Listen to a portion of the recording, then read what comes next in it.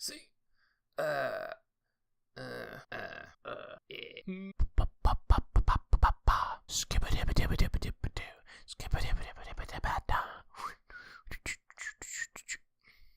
What am I doing?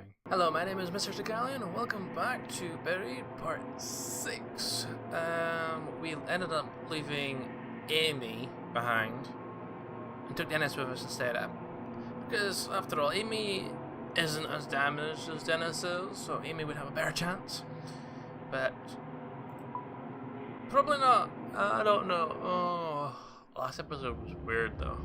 It was not but the fact that I thought I still had like half an hour left of the episode. It just finished. Anyway, I lost track of how long the elevator descends. It's hard to tell due to the lack of lighting, but it must be another 500 feet underground. The elevator comes to a stop with a shuddering clang, and I waste no time exiting. A tunnel stretches out with sparse white bulbs lighting the way. Most of the wall is made of raw earth and rock, but there are boards and concrete slavered in the areas used to reinforce the tunnel. I see a warning sign posted on the wall. I want to read it, but there's not much time. Do I read it or head straight through the tunnel? Well, I've gone down quite an old elevator, so I'd say we've got time. Let's read it. Should I read it? Warning! Good! Authorized personnel only beyond this point. Trespassers will be shot, persecuted to the full extent of the law. Absolutely no exceptions. Well, glad we got that out of the way, now that everyone is dead. Suddenly, I feel the effects of the painkillers again. My head feels like a balloon, and my balance is off kilter. Killer for a second. I look up and when I see that the tunnel's ceiling is less than 6 inches over my head. Claustrophobia freezes me for a moment. The ceiling is not high, and there's barely enough room for Dennis and me to walk side by side. His eyes are half closed, and he looks on the verge of passing out again. No, Dennis, it's okay, I tell him. We're almost done. A little further, okay? He shakes his head and says, I'm sorry, Roger, but I don't think I can go any further. Go on without me! Roger, I nearly forgot your name, boss, but go on without me! Oh god, I've lost my place. Oh no. His eyes are up. That's okay. He shakes his head. I lower him to the floor as easily as I can and let him rest.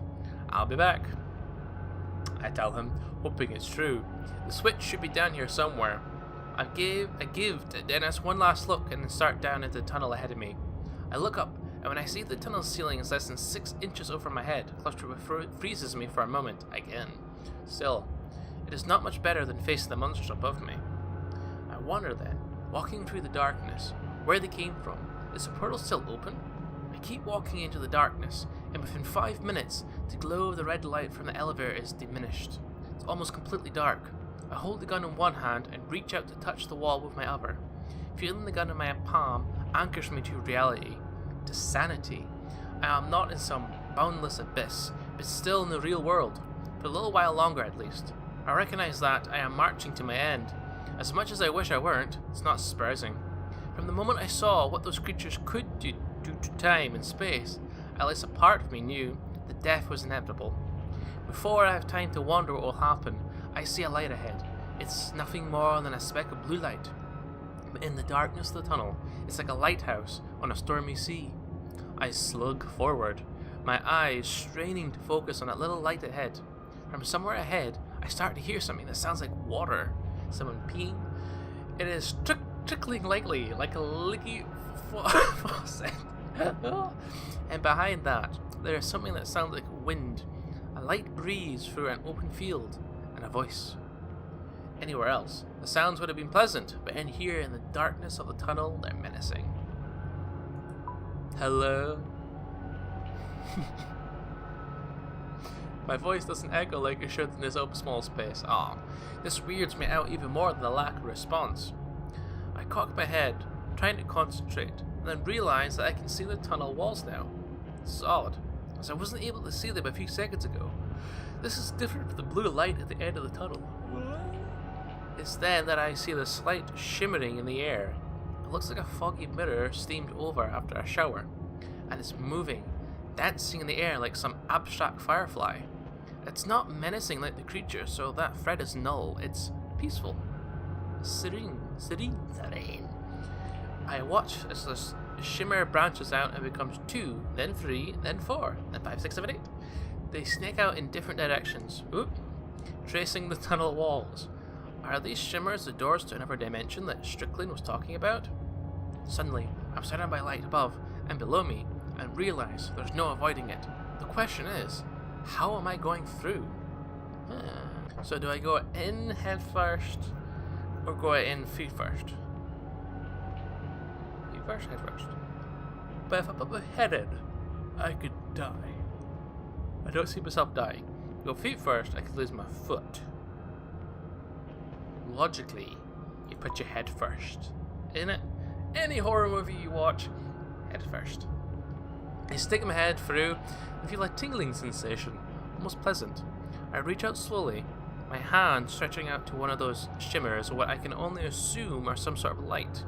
They're hypnotizing. So much so that I don't realize that the tunnel walls are vanishing. I feel something like wind and a brief electrical pulse pass through me as the lights take me. There is then a very gentle pushing sensation, and somehow I know that I am being expelled. I have passed through something, and maybe the lights, maybe the tunnel walls, I don't know. The shimmering lights fade a bit, still dancing in the air, but no longer large and branching out. And as my eyes adjust, I see right away that I am no longer standing in that dark tunnel far beneath the hangar. I have no idea where I am. I'm just somewhere else, and I'm terrified. Continue. Where are we going? What am I saying? Lava? Yeah, what? What's going on? The ground I land on looks like hot coals. There are dips and many cliffs breaking the landscape ahead of me. Why am I yawning? Sorry. There's a wash of orange and blue overhead in a sky that makes no sense. It's both beautiful and terrifying at once. The scattering of stars hang overhead. They all seem to be breathing, pulsing with gentle energy, as if alive. Can't tell if there are clouds in the sky because everything about it, from the colors to the trembling horizon, seems to be amorphous. Everything is knitted together, living. I stare a moment longer and can swear I feel the sky breathing. Far off to my right, I see this looks to be a plum of fire. Small yet bright. Oh, there we go. With no source of fuel. It looks as if the ground itself is creating the flames. Several more of these flames dot the landscape further out. The air is thick and muggy. Muggy? Then I realize it's something horrible. I don't know if what I'm breathing here resembles air at all. In a place like this, what are the impossible beauty, but also very stark horror? My mind doesn't know what to do. A wave of nausea comes over me, and I think I might be sick. I'm not sure if I would be able to do better to fight it, or to give in. The white light that brought me here is nowhere to be found. Is anyone else even here? Is there anywhere to escape? Look around the area. I don't think there's anyone here, other than this thing that brought me here. I continue to look out at this nightmarish landscape and see a few other unexplainable oddities that are billowing flames in the distance. Not like a volcano or explosives, just some kind of slow heat crawling upwards that defies reality. This analogy seems even more fitting when I see the thin, vein-like roots of the fire twisting into the ground and then darting back out in all directions. I get that sick feeling again in my gut and realize my mind just needs something to focus on. Yeah, like what the hell's going on? Like, really, what is going on? It's then that I hear a voice. It is faint, distant. I turn and hear it coming from one of the massive crevices along the ground. Inside of that crack, about 10 feet down, a very pale man lies on edge. He is human, but looks close to death. Is it Dedus? Or Marcus? He is at the center of a large pool of blood, and his left leg has been twisted, and turned in an unnatural way. As I walk to the ledge, he looks up and sees me. Help me, please, the man says. Help me, please. His eyes are wide, although everything about him speaks of weakness. He's close to death, or insanity, or both. And let's not ask what this place is. Who are you? I'm Dr. Kana. He strains to get out. I work in the facility. Please help. I want to know more, but it seems cruel to steal what looks like his last breaths just to answer my questions. I'd love to, I respond. But I don't know where the hell I am or how to get back home. The light, he says. It's a doorway. I might take you back to the facility. It might. There's nowhere to know where the doorway is taking you. You could be stuck in another world or between worlds. Sorry. But it's the only way out of here. I desperately want to help, but there's no way I can reach him. His pledge is too far above the pools of fire. I don't think I can get to you, I say. No, that's not what I mean, he replies. His eyes are on the handgun that I almost forgot I'm still holding. I realize what he wants, and I shake my head. I can't, I say. I can't do that. Please, he pleads. Those things, they have the hours that came with me. I got dropped along the way. They'll be back. They'll be back and they'll kill me. That, he says again, indicating the gun, will be quicker, less painful. I can't. Please, look at my damn leg. I'm dead anyway. I am about to refuse him again when I hear an all too familiar static sound out from another crevice behind him. I hear another of those shrill noises, and then watch as one of the monsters materializes up out of the neighbouring crevice. 2 more come out after it, then a third, and 5, and 10. Soon I lose count as soon I lose count as what was just a few turns into a flood. And I suddenly understand the man's reasoning. Bullet will be mercy. I check the gun. I see that I have only 1 round left. I can use it on this guy. But I may need it for myself later. From besides me, the man pleads again. My God, he says, a waver eludes in his voice. Please. We'll do it. I look back to the man and wince. I know it's the right thing to do, but my finger resists. With a roar of disgust, I level the gun towards his head, turn my eyes away, and then pull the trigger. Your aim is true. The man crumples lifelessly on the ground, and that's when I see the shimmers wavering to my right, in the direction I originally came from. I look back to the monsters and see that they have now noticed me. Some of them begin floating up the walls of the crevice. There are less than 10 feet separating us. Shimmers of white light are within arm's reach. It's moments reminding me of a fish in an aquarium. Oh, fascinating. I reach out and feel myself accepted by them again. I feel the sensation of wind and weight, the feeling of being pushed back to the tunnel and the facility. But it doesn't come this time. This time I feel something else. I feel a tugging sensation. It seems to want to drag me in all the directions at once. As the world goes dark, I realize that I am somewhere else, and it's not the darkness of the tunnel. This is the darkness of a total void.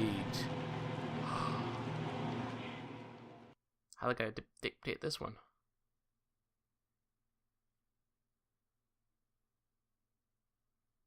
Ooh. There is darkness around me everywhere. Nothingness. I feel nothing under my feet. Nothing to my sides. I can't touch or sense anything at all. I don't even know which way is up or down. It's as though I am all that exists. As I remain here, I just hear silence. Not even the sound of my heartbeat. The blackness is so deep that I feel I can't distinguish between my thoughts and what is real. I hear something screaming, but I can't tell if it's someone else or my mind screaming to fill this void. Let's cry out. I hear my own shout in my head, but it doesn't seem to travel out into the abyss. It bounces in my head endlessly, like an echo down a long ancient corridor. I assume this is the place that Strickland referred to, the place between dimensions. This darkness could consume me if I wanted it to. I try to will myself out of it. I have those shimmering lights spit out at me, but it isn't happening. At this point, my mind starts hallucinating, or at least I think it does. Are they visions? My mind playing tricks on me? I can't tell. All I can do is watch. I see the logging site, and Tony's leg still pinned under the dozer. I feel a pang of regret that I had left him in such a state. I see myself talking to Dennis, and he looks distraught as I tell him that Tony is gone. Then the sense rearranges itself, and I'm standing between Dennis and Marcus's gun. It changes again, and the shape of Marcus lies on the ground, still hell-bent on revenge, even after I let him live.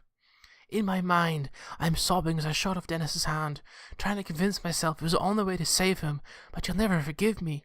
I try to let out a scream as Dennis and I watch Amy get blown apart by the barrel's explosion, but there's still no sound. And just when I feel like I can't take any more of this, I see the man in that strange world begging for death. I watch as I take his life, just before those beasts will reach him. All of those things are flooding my mind, and it feels like my brain is vomiting. Yet in the midst of it all, I see what's really important, the switch. In my mind's eye, I see that glowing light in the tunnel, the one far ahead, small and distant. Let's try to focus on it then. I focus my mind on the tunnel and the image of that flickering light. With a mental effort so strong that it is nearly a physical motion, I make myself envision that little light in the tunnel as if it were right there in front of me. With that, I feel the wind again, a light breeze that seems to come everywhere, and then with a relief that I can only imagine feels like death, I move forward. Did I just die?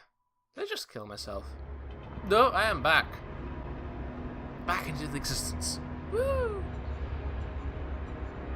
I'm ejected from the void, and suddenly I'm standing in the tunnel again. I let out a wail of triumph that turns into a bout of weeping. Okay. The weeping only intensifies when I see that light up ahead, a flickering blue light. Blah, blah, blah. Somewhere behind me, I hear a crackling noise. I can only hope they haven't reached Dennis. But it's too late. I am sorry. After coming this far, I am not about to turn back. Hell no. I feel like I can listen to get a better read on where they are. Or, I can just make a break for it. Try to listen, hear where they are. Run to the blue light! Run to the light! Run to the light! I don't even bother looking back. There's no time. Oh, give me a moment.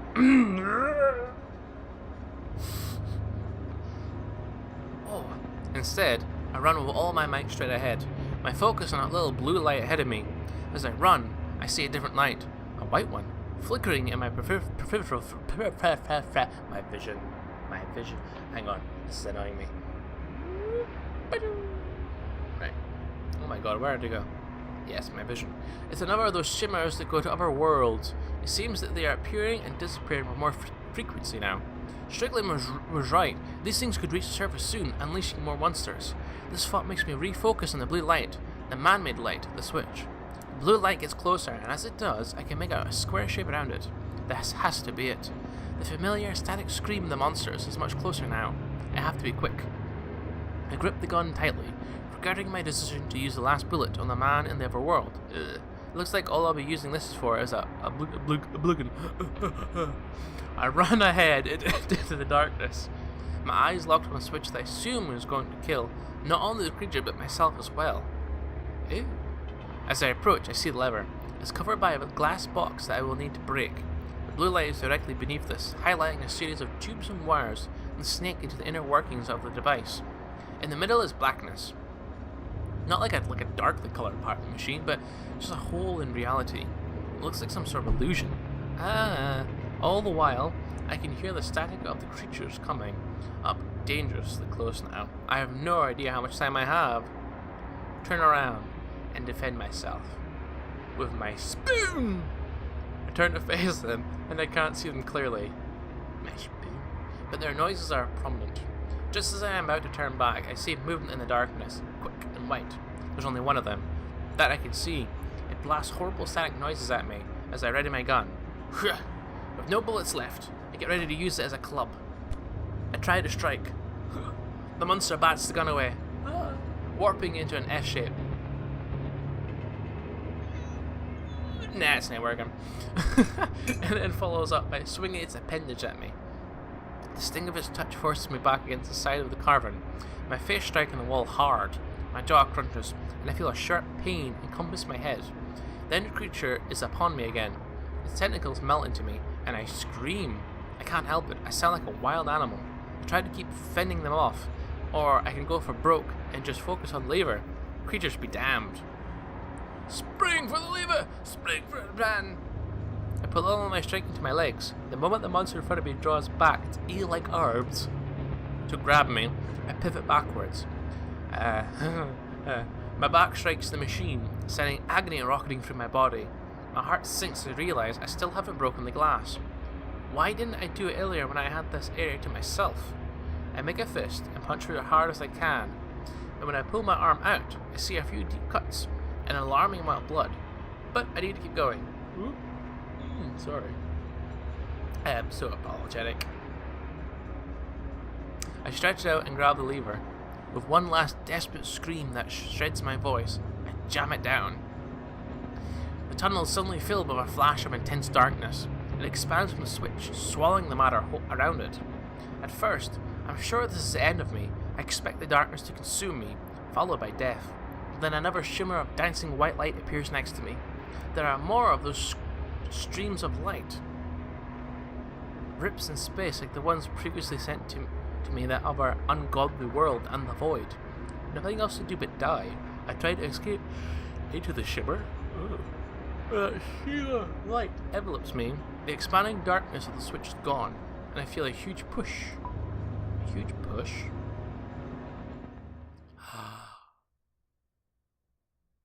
Them graphics. I just spot everywhere. My body feels... what was it? My body feels stretched, collapsing, like I'm falling in all directions at once. The world goes white, and then there are pinpoints of stars everywhere. One of them breezes directly by my right, and I see something that looks like a spiral, galaxy distorted in its folds. To my right, I see an endless stretch of stars and gas clouds, and I'm gonna pick this up, because it's getting annoying. Where was I? Oh god. Yes, to my right, I see an endless stretch of stars and gas clouds forming some galactic architecture. But beyond the immeasurable beauty, I notice something. I am seeing the same star patterns over and over. They are repeating like reflections in an endless mirror. Are these different versions of the same galaxies? The same realities? To my left, I see a calm blue world, and can barely make out trees, familiar Kentucky trees that I have been around for the last few weeks. To my right, I see a copy, an orange world, and there are trees that are as well, but something is strange, disturbing. As I zoom by, I'm not sure how much control I have in this unusual place, but if I can direct myself, it's worth trying. Try to head to the blue world, or try to head to the orange world. And unfortunately, everyone, I'm going to have to stop this video here. Thank you for watching. If you liked it, hit that like button and comment. Also, let me know if I should go to the blue world or the orange world. Don't forget to subscribe. And I will see you in part 6 of Buried, an interactive story to find out which world is going to give me what. I don't know what I'm saying. But anyway, thanks, and bye-bye.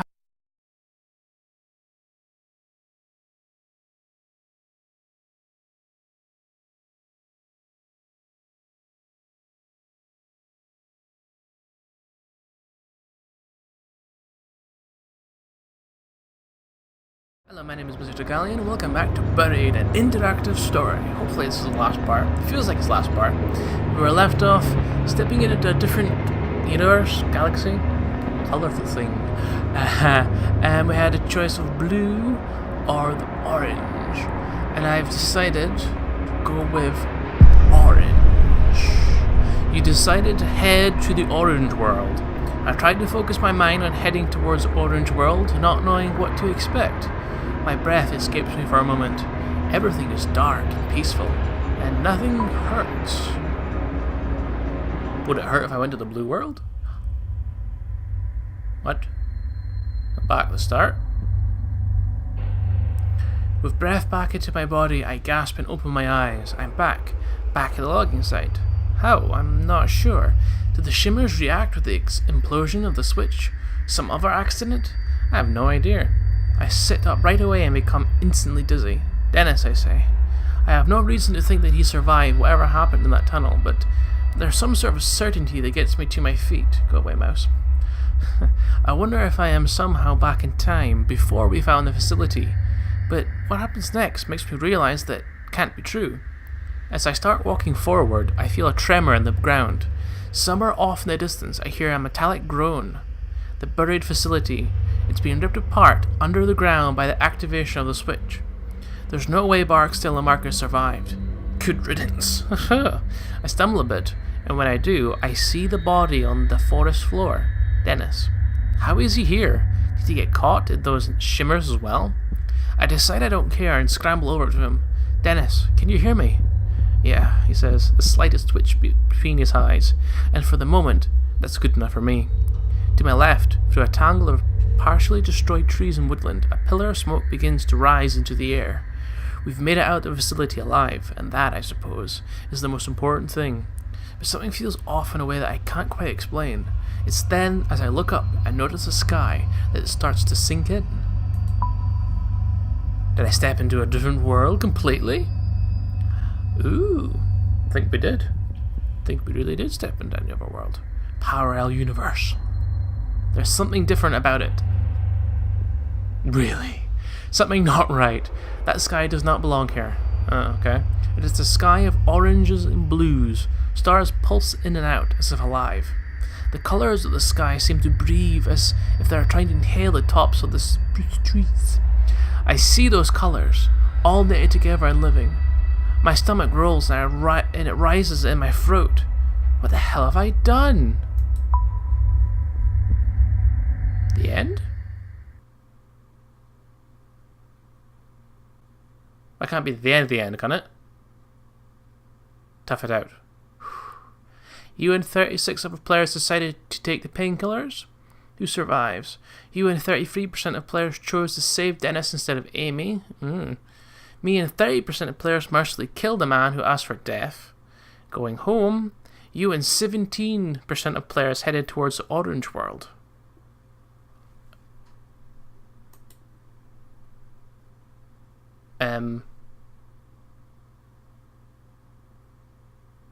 Sure, there's more. If you would like to test out the beta version of upcoming games, sign up for. Thanks again.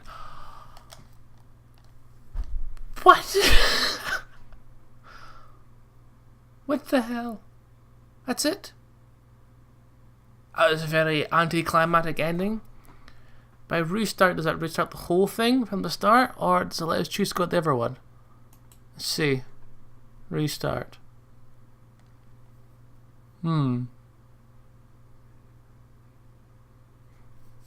Oh, it does. Huh. So, I screwed everything up because I went to the wrong place. Choose wisely.